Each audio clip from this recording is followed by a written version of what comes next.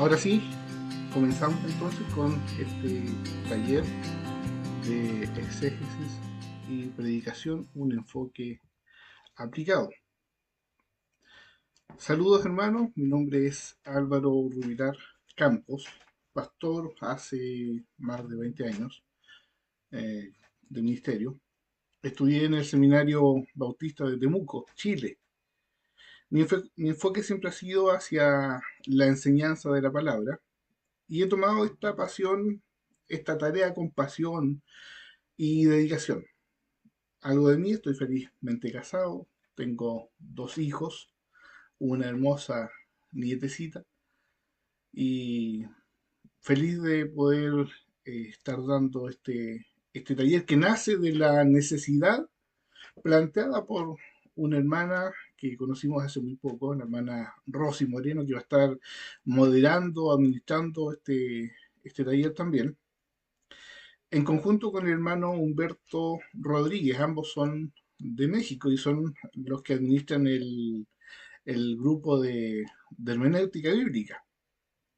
Así que nació la necesidad de ofrecer este taller para formar a los participantes de este grupo y para que puedan redactar un artículo, para que puedan realizar un estudio bíblico, para que puedan predicar en sus iglesias locales y tengan las herramientas necesarias.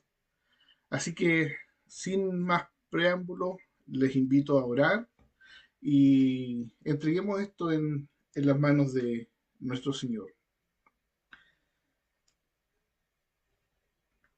Amado Padre Celestial, damos muchas gracias, Señor, porque venimos ante ti con corazones llenos de gratitud.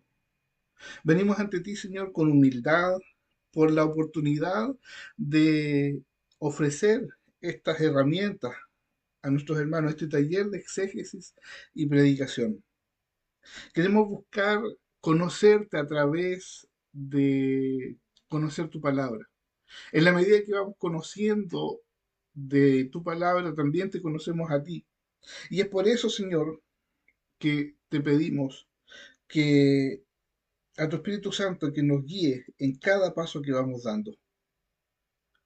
Hoy queremos, Señor, agradecerte especialmente por nuestros hermanos Rosy Moreno y Humberto Rodríguez, quienes con amor y dedicación han trabajado para que este taller sea una realidad.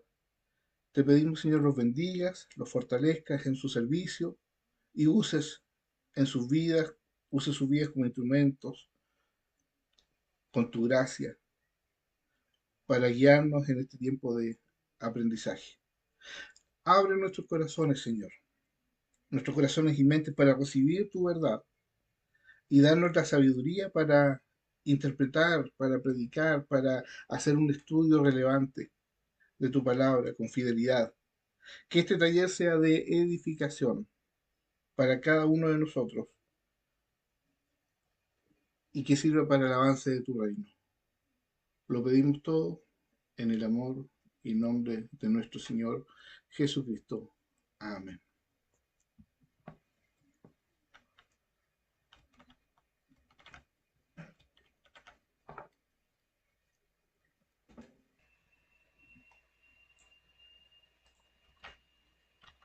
Entonces, el tema de este taller nace inicialmente como un manual para preparar a predicadores en las iglesias locales, pero a medida que fuimos desarrollando ideas, el contenido se fue expandiendo y profundizando, de modo que la exégesis no se puede hacer a la ligera. Y esto refleja el crecimiento de este estudio, lo que hoy es un libro que lleva este nombre, Exégesis y Predicación, un enfoque aplicado. Ahí lo buscan después en mi perfil Álvaro Rubilar C. Hay dos libros publicados en Amazon, uno de edificación personal a la vida y a la vida de la iglesia, con el título Nos hemos acostumbrado a este siglo. Es tu decisión ir en contra de la corriente, es el primer título. Y el segundo es el tema de este taller, que es exégesis y predicación, un enfoque aplicado. Para los que me conocen, estoy escribiendo un tercer libro que espero salga el primer semestre el 2025. La predicación, la predicación es la palabra de Dios. No podemos disasociar estos términos. La predicación de la palabra de Dios es para muchos un honor y un privilegio que conlleva una inmensa responsabilidad. ¿Qué buscamos con este taller? Proporcionar estrategias y métodos para interpretar y aplicar las escrituras de manera efectiva. Y esto se vuelve cada vez más crucial. Este estudio que vamos a comenzar hoy día, la idea es que vamos haciéndolo todos los fines de mes, el último sábado de cada mes, va a ofrecer un recorrido por los distintos aspectos de la predicación, desde el papel del predicador hasta el análisis detallado del texto bíblico. La idea es que vamos desarrollando estrategias y aprendamos a comunicar la palabra de Dios de forma clara, de forma relevante y transformadora a través de ejemplos prácticos. Y eso es lo que pretende este taller, que sean ejemplos prácticos de cómo predicar la palabra de Dios. La exégesis cuidadosa es fundamental para que sea predicada fiel y significativa. ¿Qué hacemos? Se examinan los textos históricos, los contextos culturales de los pasajes bíblicos y brindamos orientación para aplicar el mensaje a la vida contemporánea. Y eso es lo que es la riqueza de lo que pretendemos en este taller. Y usted va a ser parte importante de esto en el sentido de que usted me va a ir ayudando con ejemplos, con historias, y eso lo vamos a aplicar y vamos a aplicar la palabra de Dios al contexto de nuestras vivencias personales. El enfoque aplicado de este taller busca equipar a los predicadores con herramientas prácticas para conectar principalmente con sus congregaciones locales y llevar el mensaje de Cristo. Vamos a partir con conceptos básicos. No nos vamos a meter enseguida en la exégesis misma ni la hermenéutica, eso lo vamos a ir viendo clase a clase. Hoy día, conceptos básicos. En la medida que vamos avanzando, vamos a ir viendo conceptos más complicados, pero no se abrume, no se desespere, porque todo será paso a paso. Ustedes me pueden ir comentando ahí en el chat y la hermana Rosy puede ir moderando eso, que una de las administradoras que les mencioné va a administrar los comentarios. Si es pertinente, podemos responder de inmediato, o si no, lo respondemos dentro de la semana. Usted deja la pregunta y respondemos durante la semana. Así que sin más preámbulos, vamos a comenzar con la primera parte, características del expositor de la palabra de Dios. ¿Qué es un predicador? Usted conoce la figura del predicador. ¿Qué es un predicador? Una persona que prepara un estudio exegético. No es el que se para adelante a decir alguna cosa. Un predicador es quien prepara un estudio exegético para edificar a un grupo de oyentes, ya sea presenciales o sea por estas plataformas. Si prepara un estudio para un grupo de Facebook o simplemente para escribir un artículo que va a publicar en Internet, tiene que tener ciertas características. Es cierto que cualquiera puede tomar y puede poner un texto bíblico, ponerle color, cambiarle el tipo de letra, poner un fondo, un paisaje que llame la atención, poner un texto bíblico tomado fuera de contexto y nos va a llevar a malas interpretaciones. Entonces podríamos empezar analizando el griego, el hebreo, casos del Antiguo Testamento, analizando distintas estrategias para lograr una buena exégesis que nos lleve a una sana hermenéutica. Vamos a definir esas dos palabritas en la medida que avanzamos en el curso. Pero lo esencial, ¿qué es lo que pretendemos? Clarificar ciertos aspectos previos para comenzar a estudiar el texto. Entonces, lo primero que tenemos que ver, el punto número uno de qué es un predicador, y un predicador debe ser un administrador. La labor del predicador va más allá que simplemente pronunciar palabras desde el púlpito. Es un llamado a ser mayordomos de la palabra de Dios, administrando fielmente lo que Dios ha revelado en las Escrituras. Como administradores de los misterios de Dios, tenemos la responsabilidad de transmitir con fidelidad el mensaje de Dios, el mensaje divino, sin ceder, y escúcheme bien, sin ceder ante las expectativas de la congregación o buscar nuestra propia gloria. El predicador no puede ceder a las expectativas de la predicación, de la congregación. El predicador tiene que transmitir la palabra de Dios fielmente. Por eso somos administradores, somos mayordomos. Primera de Pedro 4:10 dice, cada uno según el don que ha recibido, ministrelo a otros como buenos administradores de la multiforme gracia de Dios. Efesios 3, versos 10 y 11, para que la multiforme sabiduría de Dios sea ahora dada a conocer por medio de la iglesia a los principados y potestades en lugares celestiales, conforme al propósito eterno que hizo en Cristo Jesús nuestro Señor. 1 Corintios 4:1. Así pues, téngannos los hombres por servidores de Cristo y administradores de los misterios de Dios. El capítulo 3 de 1 Corintios habla de divisiones de la iglesia. Yo creo que todos hemos estudiado esas divisiones de la iglesia. Había dentro los que estaban predicando como celebridades, y los predicadores somos siervos. Así que escúchelo bien, hermano, hermana, que estamos tomando este taller. Usted, como administrador, también es un siervo, no es una celebridad. Un predicador debe decir lo que dice el texto, no lo que le gustaría a la iglesia escuchar. Ah, un predicador debe ser administrador de los misterios de Dios, es decir, de la autorrevelación de Dios que Él ha confiado a los hombres y que están preservadas en las Escrituras. Entonces, si somos administradores de Dios, 1 Corintios capítulo 4, verso 2 dice, ahora bien, se requiere que los administradores, cada uno sea hallado fiel. Se requiere que los administradores, los predicadores que administran la palabra de Dios, sean hallados fieles. Punto número 2, un heraldo. ¿Qué es un heraldo?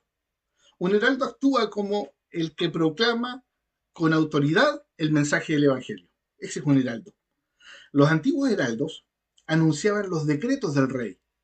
Nosotros anunciamos las verdades de Cristo crucificado. Como decía Pablo, anunciamos a Cristo y a este crucificado, sin comprometer el mensaje por las demandas del mundo. Lo mismo que el capítulo anterior. No podemos comprometer nuestro mensaje a lo que la iglesia quiere oír. Nuestro mensaje no puede estar comprometido por las demandas del mundo. Esta es una tarea sagrada otorgada por Dios mismo y debemos asumirla con reverencia y dedicación. El heraldo era el que comunicaba al pueblo el mensaje, el pregonero, un anuncio en alta voz, con un megáfono hoy día. Un decreto del rey tenía que ser oído por todos. No había redes sociales, no había medios de comunicación. El decreto del rey debía ser pregonado a viva voz, en voz alta, con autoridad y fiel a la instrucción que el rey daba. 1 Corintios 1, verso 21. Pues ya que en la sabiduría de Dios el mundo no conoció a Dios mediante la sabiduría, agradó a Dios salvar a los creyentes por la locura de la predicación. Ahí está el heraldo. Porque los judíos piden señales y los griegos buscan sabiduría, pero nosotros predicamos a Cristo crucificado. Esa es nuestra predicación. Para los judíos ciertamente tropezadero, para los gentiles locura. Y 1 Timoteo, capítulo 1, verso 11, del cual yo fui constituido predicador, heraldo, apóstol y maestro de los gentiles. Un predicador de la palabra debe ser un embajador.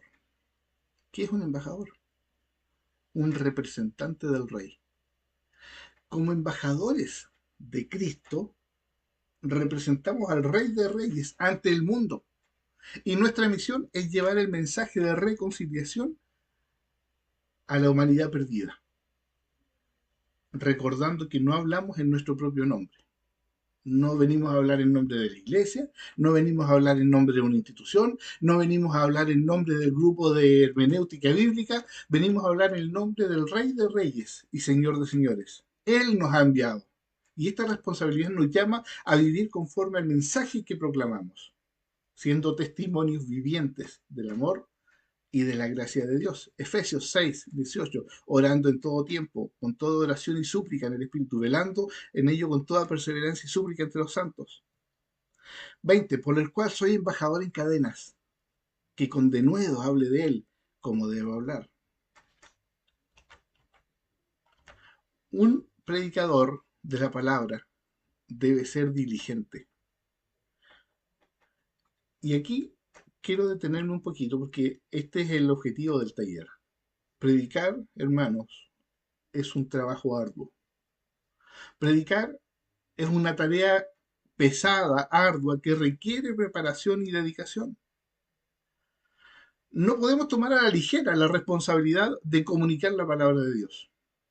Debemos esforzarnos por presentar a Dios como obreros aprobados, presentarnos ante Él, esforzarnos, manejando con pasión y con precisión la palabra de Dios. Esto implica horas de estudio. No se trata de bajar un taller de internet, copiarlo y exponerlo a las redes sociales. Es- Requiere horas de estudio, de reflexión, de comprender y comunicar fielmente el mensaje de Dios. Segunda de Timoteo, capítulo 2, dice, palabra fiel es esta. Si somos muertos con Él, viviremos también con Él. Si sufrimos, también reinaremos con Él. Si le negaremos, Él también nos negará. Si fuéramos infieles, Él permanece fiel. Aleluya. Él no puede negarse a sí mismo. Recuérdales esto, le dice Pablo a Timoteo. Exhórtales delante del Señor a que no contiendan sobre palabras, lo cual para nada aprovecha, sino que es para perdición de los oyentes. Así que hermanos, no nos enfrasquemos en discusiones, no nos enfrasquemos en discusiones. A veces las redes se prestan para esto. No nos enfrasquemos en discusiones. Verso 15, procura con diligencia presentarte a Dios aprobado como obrero que no tiene de qué avergonzarse, que usa bien la palabra de verdad. Y para usar bien la palabra de verdad hay que pasar horas estudiando. Para los que son predicadores regulares en sus iglesias, preparar un sermón es un trabajo a tiempo completo. Primera de Timoteo 3, verso 1, palabra fiel. Si alguno anhela obispado, buena obra desea. Hermanos, es un hermoso trabajo, no lo niego. Pero ser un buen predicador requiere mucho estudio. Y no quiero que se me desanime con esta introducción, pero sí requiere mucho estudio. Y no tengo nada en contra de las corrientes de algunas iglesias evangélicas, donde el predicador se para en el púlpito, abre la Biblia prácticamente al azar y pone el dedo y donde caiga el dedo, eso es lo que ese día tiene que predicar. Yo creo que el Espíritu Santo no hace cosas improvisadas. Si le dice a un predicador sin preparación dónde o qué tiene que predicar, puede decirle en la búsqueda y la comunión personal, en intimidad con el Señor, con el Espíritu Santo, qué es lo que Él quiere transmitir a la iglesia. Porque, seamos honestos, hay textos muy difíciles de predicar. Hay otros más fáciles. Pero hay otros en que el mensaje no es tan claro y necesariamente hay que escarbar profundo, hay que meterse en el contexto, hay que poder pedirle al Señor poder entender qué es lo que quiere decir el pasaje. Si no estás seguro de qué vas a decir, mejor no te pares, no prediques. Punto número 5. Un predicador no busca su propia gloria. Yo creo que está casi de más decirlo, pero de verdad que no está de más. Predicar no es un ejercicio académico. No basta que una persona vaya al seminario, estudie los 4 años de seminario eh, y se salga como un predicador. Porque predicar como ejercicio académico no es un fin en sí mismo. Todo este estudio no pretende ser una herramienta para que el hombre se muestre, hombre-mujer, porque no hablamos por nuestra propia cuenta. Y para que en todo Dios sea glorificado, el verdadero predicador de Cristo no busca su propia gloria, sino la gloria de aquel que le ha enviado. Nuestra motivación debe ser siempre la exaltación del Señor. Nuestra motivación debe ser siempre la edificación del pueblo. No predicamos para ser vistos, no predicamos para ser admirados, sino para obedecer el llamado de Dios y compartir su amor y su verdad con el mundo perdido. No estamos buscando en este estudio hacer un estudio bíblico relevante para que te muestres en las redes sociales. No es la intención de este estudio. Juan capítulo 7, verso 16 dice, Jesús le respondió, mi doctrina no es mía, sino de aquel que me envió. El que quiere hacer la voluntad de Dios conocerá si la doctrina es de Dios o si yo hablo por mi propia cuenta. El que habla por su propia cuenta, su propia gloria busca. Pero el que busca la gloria del que me envió, este es el verdadero, este es verdadero y no hay en él injusticia. Entonces no buscamos nuestra propia gloria. Un predicador tiene que exponer el texto bíblico. Parece, como dice la frase de Perogrullo, pero el predicador tiene que exponer el texto bíblico. La base de la predicación es la palabra de Dios. No nos paramos adelante o no hacemos un estudio bíblico para contar experiencias personales o reflexiones filosóficas. Nos ceñimos a la revelación de Dios en las Escrituras. Nuestra tarea es exponer fielmente el texto bíblico, permitiendo que la palabra de Dios hable por sí misma bajo la iluminación del Espíritu Santo.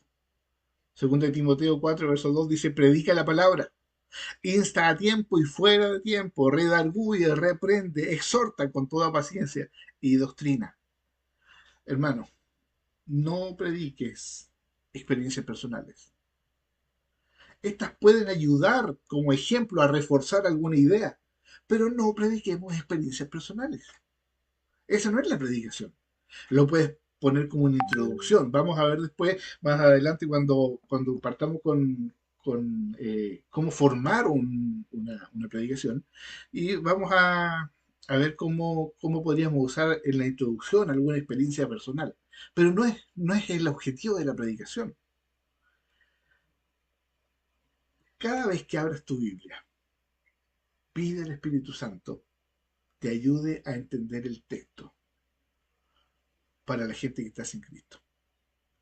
El logos, la palabra escrita. Esta es la palabra escrita, la Biblia, el logos, palabra griega que significa palabra o palabra escrita. Está como vista a través de una cortina, a través de un velo. Cuando el Espíritu Santo corre el velo, podemos decir claramente qué es lo que quiso decir Dios en el pasaje. Y eso es lo que significa la palabra apocalipsis, correr el velo. Estamos viendo como por una cortina visillo, estamos viendo a través de la ventana, pero no se ve claramente.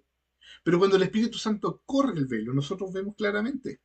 Hebreos 4:12 dice, porque la palabra de Dios es viva y eficaz, y más cortante que toda espada de dos filos. Aleluya. Y penetra hasta partir el alma y el espíritu, las coyunturas y los tuétanos, y discierne los pensamientos y las intenciones del corazón. Entonces es la palabra de Dios. Y por último, el predicador tiene que pasar tiempo con el autor de la palabra. Está muy ligado al punto anterior.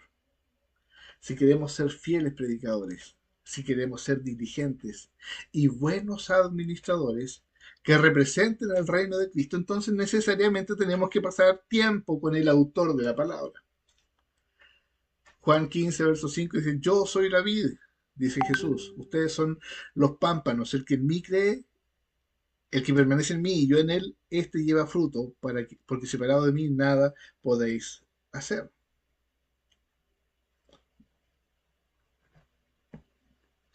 Salmo 1, versos 2 y 3 dice, sino que en la ley de Jehová está su delicia. ¿Cuántos se deleitan en la ley de Jehová?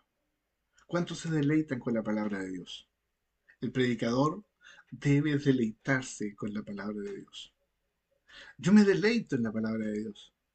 Una de mis pasiones, y quizás mi pasión más grande, es deleitarme en la palabra de Dios. Cuando voy escarbando los textos, cuando voy entendiendo lo que quiere decir, cuando el Espíritu Santo me revela lo que quiere decir, yo me deleito. En su ley medita de día y de noche. ¿Cuántos han soñado con la palabra de Dios? Porque no se trata solamente, si lo que vives en el día lo vas a reflejar después en la noche. Y ese será como árbol plantado junto a corrientes de agua, que da su fruto en su tiempo y su hoja no cae, y todo lo que hace prosperará. Para ser eficaces en nuestra labor de predicadores, es imprescindible mantener una relación íntima y constante con el Espíritu Santo. Pasar tiempo de comunión, en comunión con el Espíritu Santo, con el autor de la palabra, nos capacita para comprender y comunicar el mensaje con claridad y poder. Sin esta conexión vital, nuestra predicación carecerá de autoridad, carecerá de ese impacto que tiene que producir, porque viene solamente del Espíritu Santo.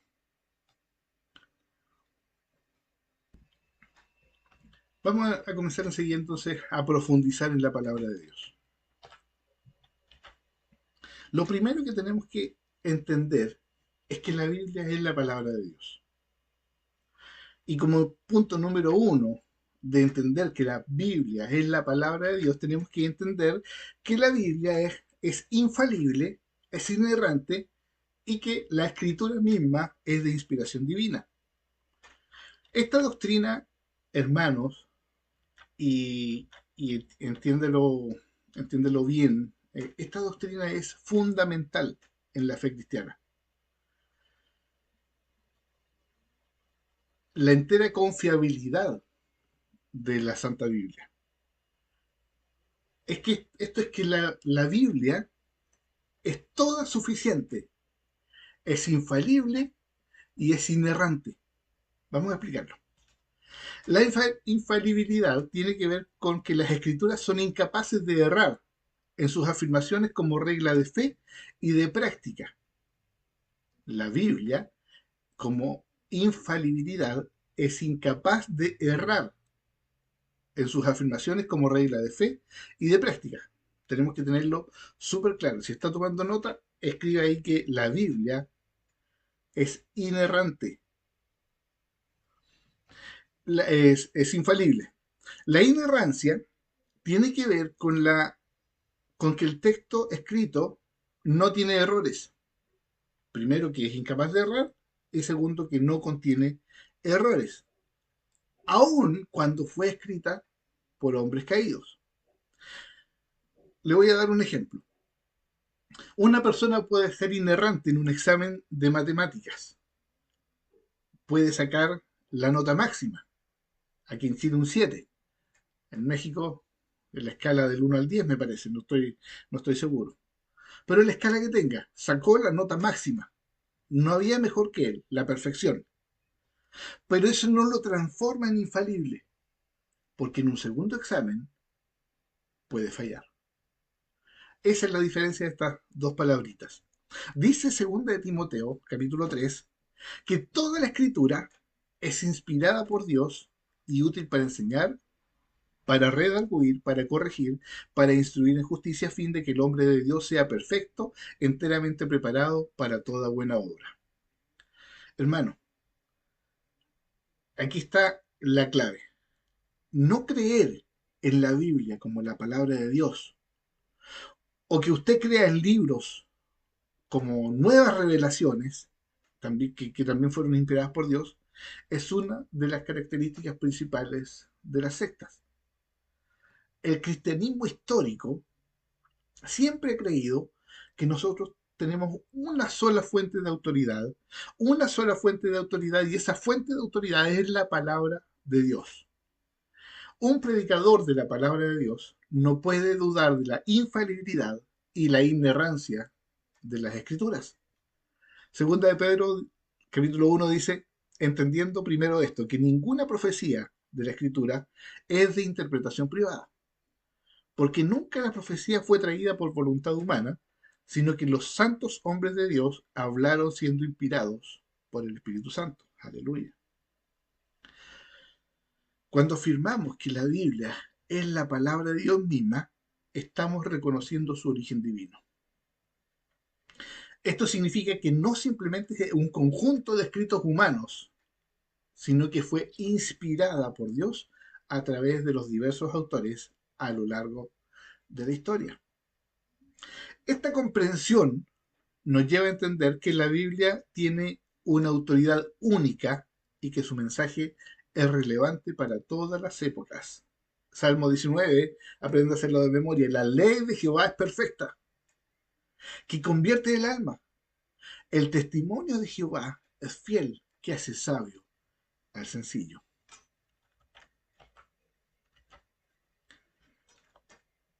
Una de las cosas que vamos a alcanzar a ver hoy, espero que alcancemos a ver un ejemplo, eh, es que hay una conexión entre el Nuevo y el Antiguo Testamento. Una de las primeras cosas que tiene que entender un predicador y alguien que va a hacer un estudio relevante, ya sea por las redes sociales o en su iglesia local, debe comprender que al recibir el llamado de Dios, es que toda la Biblia, desde Génesis hasta Apocalipsis, habla de Jesucristo. Toda, cada historia, cada profecía, cada salmo, cada enseñanza encuentra su verdadero significado en Cristo. Me gusta un relato de Charles Spurgeon, el príncipe de los predicadores, que dice así, relataba la historia. Y esta historia refleja el punto principal de lo que es la predicación. Se cuenta de un joven predicador que dio un sermón y después de terminar su sermón, un anciano pastor lo abordó. El joven, esperando elogios, le preguntó al anciano qué le había parecido su mensaje. El anciano le respondió, no me gustó. Sorprendido el joven le pregunta ¿por qué? El anciano contestó, ¿por qué no hablaste de Cristo? El joven replicó, pero mi texto no hablaba de Cristo. El anciano con sabiduría le dijo, joven, todos los caminos en Inglaterra llevan a Londres, y de la misma manera todos los textos de la Biblia llevan a Cristo. Si no encuentras un camino a Él, entonces debes crear uno, porque ningún sermón está completo si no apunta hacia Jesús. Creo que esa historia debe hacernos comprender que nada que prediquemos desde el Antiguo Testamento puede estar desconectado de Cristo. Este relato nos recuerda que la exégesis y la predicación no son ejercicios intelectuales, son medios para llevar a las personas a Cristo. A mí me gusta mucho predicar del Antiguo Testamento. De hecho, mi tercer libro va a tratar acerca de la monarquía de Israel. Pero toda la monarquía me va a llevar a Cristo. Y ese es mi mensaje central. Apunten siempre a Jesús, porque solo en Él está el poder de transformar vidas. El Antiguo Testamento apunta hacia Cristo y a su obra redentora. Cada pasaje, figura y evento del Antiguo Testamento tiene un propósito que contribuye al plan redentor del Señor, revelado en Jesucristo. Por lo tanto, hermano, cuando vayas a predicar desde el Antiguo Testamento, debemos buscar cómo cada texto nos lleva a Cristo y cómo su mensaje es aplicable a nuestras vidas hoy. Y aquí quiero que me ayuden ustedes y yo quiero pausar un poquito la exposición y quiero que ustedes hagan el ejercicio. No sé cuántos hay conectados, pero quiero que me ayuden ustedes con el ejercicio. Tomemos, por ejemplo, el libro de Ruth. Al predicar sobre este libro de Ruth, no basta con contar la historia de la hermosa historia de la lealtad entre una suegra y su nuera, entre Noemí y Ruth. Como predicadores debemos preguntarnos, ¿cómo encaja este libro en la línea del tiempo que nos lleva a Cristo? Ruth no es solo una historia de redención terrenal, sino una sombra de la redención eterna que Cristo trae como nuestro redentor verdadero. Cualquier predicador tiene que tener claro dónde encaja su texto en la línea del tiempo que nos lleva a Jesucristo. Dentro de los oyentes, los que están viendo esta exposición, estoy seguro que hay expertos en el tema. Pero quiero que usted me ayude a dilucidar, para los que son más nuevitos, dónde encaja el libro de Ruth en la línea de tiempo que nos lleva a Jesucristo. Le doy un par de minutos, voy a sacar la imagen de la cámara y usted me cuenta por el chat dónde encaja la historia, dónde encaja el libro de Ruth en la línea del tiempo que nos va a llevar al Señor Jesucristo. ¿Le parece? Tiene un par de segundos. No, un par de minutitos, no segundos. Entonces, lo que estamos diciendo parte de más atrás. Y, y quiero que me ponga mucha atención. Vamos a ir al comienzo. Génesis capítulo 37. ¿Qué es lo que hay en Génesis 37? ¿Qué es lo que habrá en Génesis 37? Ahí encontramos la historia de José. La historia de José es una historia maravillosa. Y aunque la historia de José es central en los capítulos finales de Génesis, aquí hay un personaje que aparece en la mitad y se llama Judá. Y Judá juega un papel crucial en el plan redentor de Dios. Capítulo 38 de Génesis narra la historia de Judá y de Tamar, y parece que no tiene ninguna relación principal con José. Pero este relato es clave.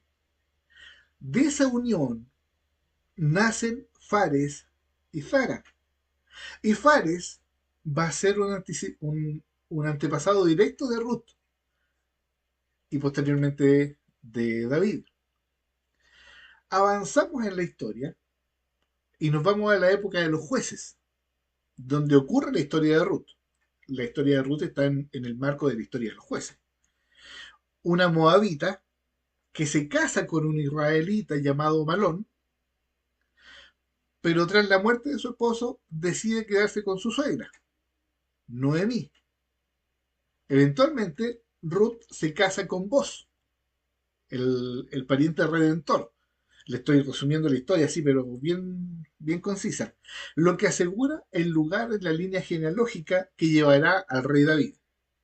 Ruth y Boz tienen un hijo que se llama Obed, lo que alguien decía ahí en el chat. Y Obed es el padre de Isaí y el padre, a su vez, Isaí, el padre de David. Eso está ahí en Ruth capítulo 4. David desciende directo de Ruth y Boz. Es el rey más importante de Israel, el rey David, con quien Dios establece el pacto davídico, prometiendo que su descendencia la descendencia del rey David, permanecería para siempre en el trono. Este pacto tiene cumplimiento final en Jesucristo, nuestro Rey eterno. Entonces, se fije cómo nace la historia, desde que empieza a hablar la historia de José hasta encajarla con Jesucristo. Finalmente, en Mateo tenemos la genealogía que mencionaba recién un usuario, el hermano Víctor. También está en Lucas capítulo 3, la genealogía de Jesús, que traza su linaje directamente desde Abraham, pasando por Judá, por Fares, por Ruth, por David, y culminando en Jesucristo, el Redentor final y perfecto. Entonces tenemos en la genealogía, tenemos a José, Judá, Tamar, Fares, nos vamos al periodo de los jueces, tenemos a Ruth, Boz, a Obed, Isaí, David, y llegamos a Jesucristo. Aunque la historia de Tamar y Judá parece fuera de lugar y muestra cómo Dios utiliza cada detalle de la escritura para trazar un plan redentor que culmina en Jesucristo. El verdadero redentor de la humanidad no fue vos, él fue el redentor de su familia. El redentor de la humanidad, del cual Ruth es una pieza clave en la genealogía, es Jesucristo.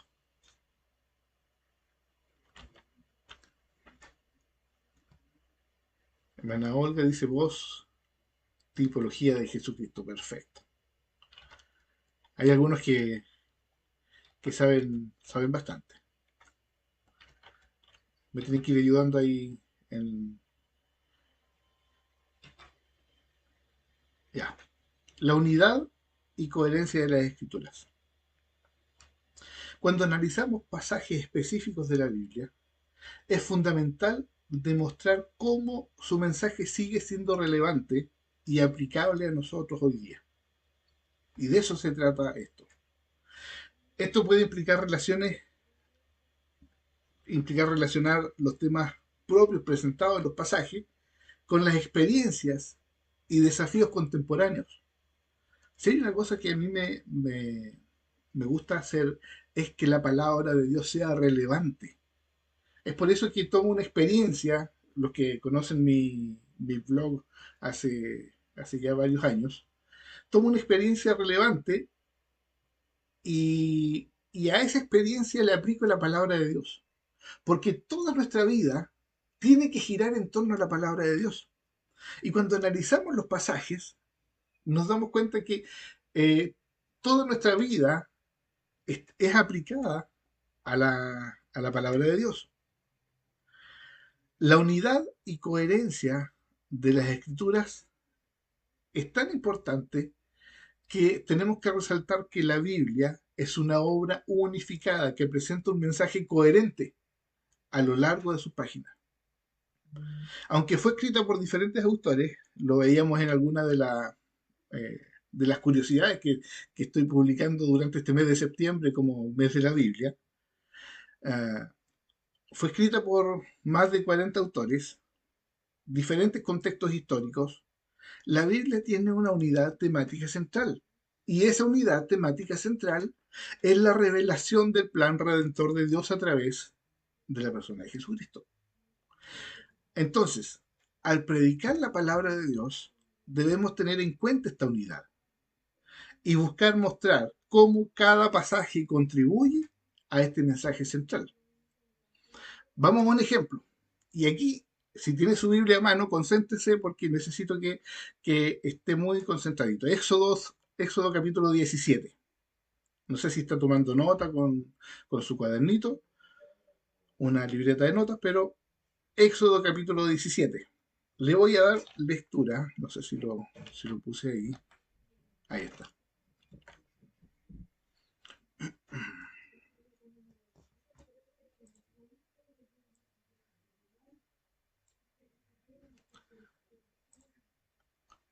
Toda la congregación de los hijos de Israel partió del desierto de Sin por sus jornadas conforme al mandamiento de Jehová y acamparon en Refidim y no había agua para que el pueblo bebiese. Y altercó el pueblo con Moisés y dijeron, danos agua para que bebamos. Y Moisés les dijo, ¿por qué altercáis conmigo? ¿Por qué tentáis a Jehová? Así que el pueblo tuvo allí sed y murmuró contra Moisés y dijo, ¿por qué nos hiciste subir de Egipto para matarnos de sed a nosotros y a nuestros hijos y a nuestros ganados?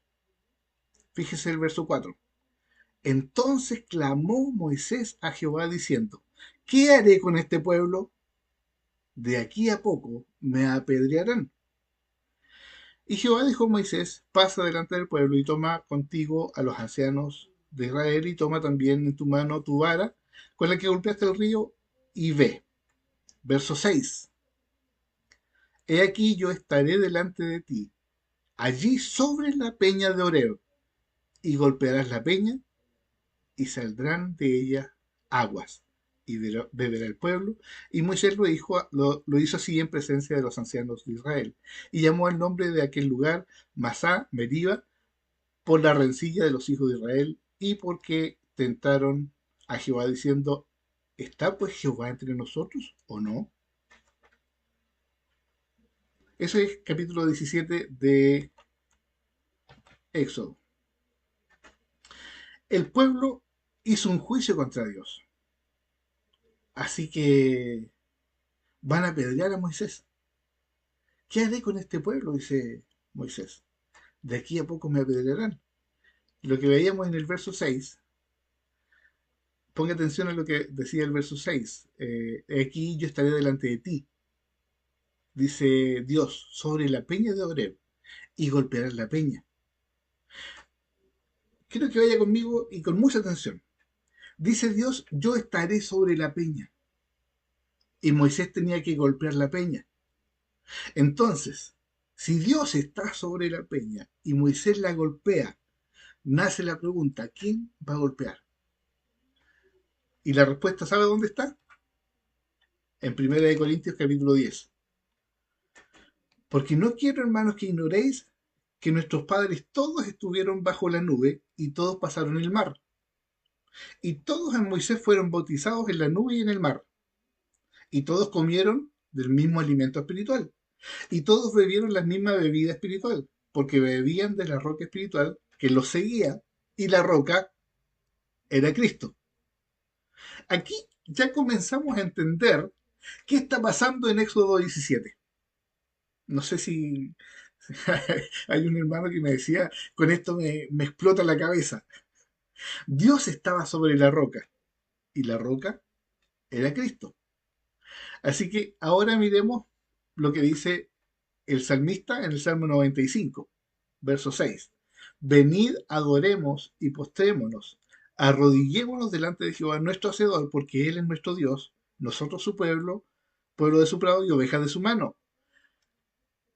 Fíjese lo que dice, si oyereis hoy su voz, no endurezcáis vuestro corazón como en Meriba, como en el día de Masá en el desierto. Está haciendo alusión a Éxodo 17. Donde me tentaron vuestros padres, me probaron y vieron mis obras. 40 años estuve disgustado con la nación y dije, pueblo es que divaga de corazón y no han conocido mis caminos. Por tanto, juré en mi furor que no entrarían en mi reposo. ¿Qué está diciendo el salmista aquí? Si oyereis hoy su voz, no endurezcáis vuestro corazón como en Éxodo 17, en Meriba. Entonces, nos comenzamos a armar un esquema general de lo que realmente sucedió allí en Éxodo 17. Y esto nos sirve para encontrar la aplicación del texto. Y quiero llevarlo más allá. Vamos a Hebreos. El escritor de Hebreos dice, si oyeres hoy su voz, ¿dónde leímos eso recién? No endurezcáis vuestro corazón. Hebreos capítulo 1.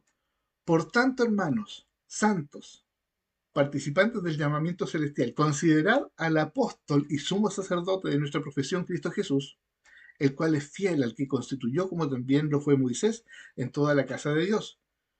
Porque de tanto mayor gloria que Moisés es estimado digno este, cuanto tiene mayor honra que la casa que la hizo. Verso 3, verso 4. Porque toda casa es hecha por alguno, pero el que hizo todas las cosas es Dios. Y Moisés, a la verdad, fue fiel en toda la casa de Dios como siervo para testimonio de lo que se iba a decir. Pero Cristo como hijo sobre su casa, la cual casa somos nosotros, si retenemos firmes hasta el fin de la confianza y gloriarnos en la esperanza. Fíjese cómo continúa el Salmo 95. Vamos a juntar lo que decía el Salmo 95 con lo que dice el verso 7. Por lo cual, como dice el Espíritu Santo, ¿quién está diciendo? El Espíritu Santo. No es el salmista. ¿Se da cuenta lo que está pasando? No, no sé, yo quiero que, como dice este hermano, yo quiero que le vuele su cabeza. El salmista dice, por lo cual, como dice el Espíritu Santo, si oyereis hoy su voz, no endurezcáis vuestros corazones como en la provocación en el día de la tentación en el desierto, donde me tentaron vuestros padres, me probaron y vieron mis obras 40 años, a causa de lo cual me disgusté contra esta generación. Y dije, siempre andan vagando en su corazón y no han conocido mis caminos. Por tanto, juré en mi ira, no entrarán en mi reposo. Tendría que avanzar ahora la diapositiva, ahí no entrarán en mi reposo. El autor de los Hebreos, luego de citar el Salmo 95, hace una reflexión y dice, verso 12, que no haya ninguna incredulidad entre vosotros. Mirad, hermanos, que no haya en ninguno de vosotros un corazón malo de incredulidad para apartarse del Dios vivo.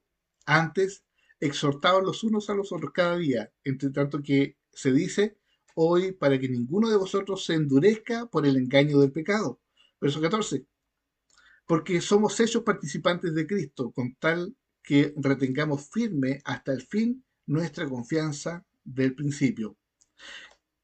Y nuevamente cita el Salmo 95.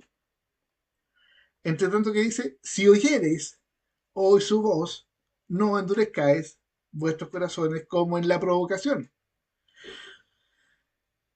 ¿Para qué?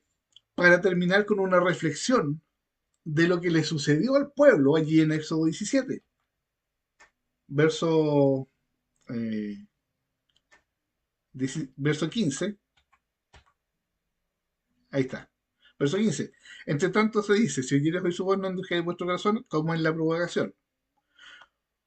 Entonces, por lo anterior podemos concluir que todos estos pasajes hay un tema central y el tema central es Cristo. Entonces, consulta, ¿podemos predicar un pasaje del Antiguo Testamento apuntando a Cristo?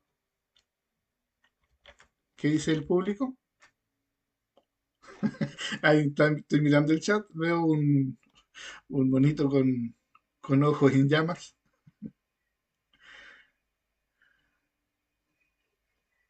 ¿Podemos apuntar un pasaje del Antiguo Testamento y apuntarlo a Cristo? Más que si podemos, debemos. Vamos a profundizar más adelante en esto, eh, pero hoy día, si oyeres la voz del Espíritu Santo, hoy, hoy, hoy es el tiempo. No endurezcáis vuestro corazón, porque el Espíritu Santo sigue hablando hoy y Dios habla hoy.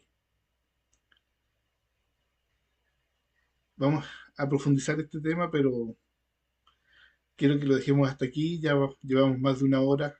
Eh, Creo que ha sido enriquecedor. Vamos a profundizar en este tema eh, más adelante. A mí me apasiona este tema y quiero que de verdad eh, le podamos sacar provecho a este taller. ¿Algo que decir por el chat antes de terminar? Lo dejamos hasta aquí. No olvides seguirme en la página Álvaro Rubilar C. Constantemente estoy subiendo contenido relevante de edificación para el cuerpo de Cristo, así que le invito a seguirme ahí y vamos a estar anunciando también las próximas fechas. 15 horitas más. La hermana Rosy como administradora, el hermano Humberto como administradores y parte de los anfitriones de este grupo de teología y hermenéutica bíblica, le, les dan la bienvenida a todos los participantes, a todos los que estuvieron, a los que van a escuchar más adelante. Eh, Sé que va a quedar esta grabación y eh, por ahora que Dios les bendiga. Le invito a orar. Padre, gracias por tu revelación. Gracias porque tú nos enseñas con cada texto, con cada palabra, con cada exposición, cómo ser predicadores relevantes, cómo hacer un estudio bíblico relevante, cómo hacer un blog interesante que contenga y apunte hacia Cristo. Espíritu Santo, revélanos, corre el velo, devela lo que hay en la palabra logos, para que eso se transforme en un rema para nuestras vidas. Espíritu Santo, pedimos que la palabra se haga viva, porque la palabra es viva y eficaz y más cortante que cualquier espada de dos filos. Gracias por la audiencia, por los que escucharán más adelante, por los que estuvieron pendientes mientras estaba en vivo el taller y por los que lo verán más adelante. Bendice a cada uno de los oyentes y si hay preguntas que las podemos estar contestando más adelante. Muchas gracias, Señor, por cada uno de los participantes. En el nombre de nuestro Señor Jesucristo. Amén y amén.